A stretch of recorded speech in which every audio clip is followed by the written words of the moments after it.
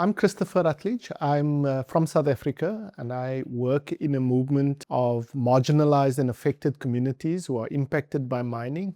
The organization's name is MACUA. It's an acronym for Mining Affected Communities United in Action, so MACUA. And like I say, we work with marginalized communities who are generally excluded and marginalized when mining companies impact on their communities.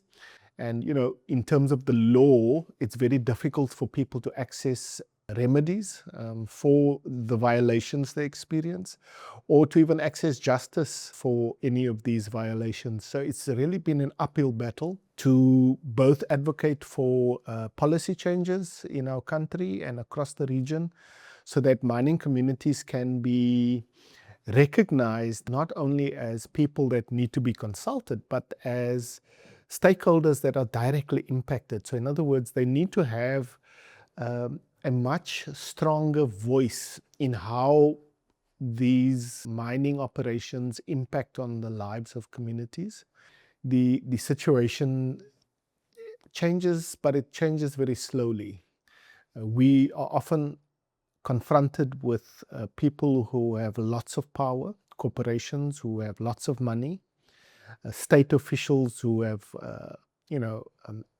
legislative power that by a stroke of a pen they can either accept or deny your claim or your complaint.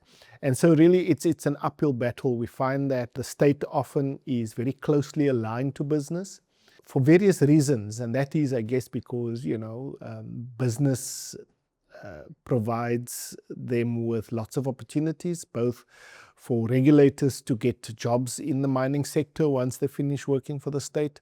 There's deep problem of corruption within our society, where low-level officials who have lots of power are able to act in favor of mining companies without really having to face any consequences for that. We brought to our Parliament's attention on a number of occasions instances where mining companies and officials have colluded to imprison people, to deny communities access to the benefits that they are,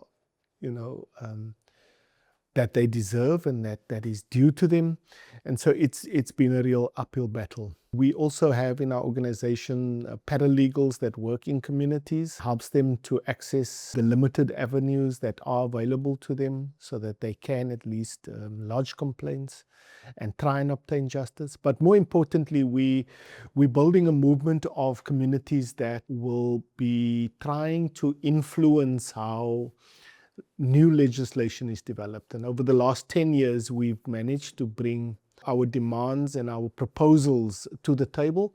And over the next year or two, we hope that that is going to be a topic of discussion in our country as new legislation is developed.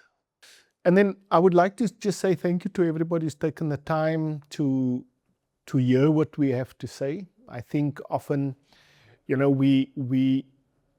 we hear a lot, but many people don't listen to what we are saying. So for those who have taken the time to listen, to hear, and then hopefully to act, we hope that our journey in our struggle and our fight for justice will inspire others to act, because it's only when we act that we are going to realize justice.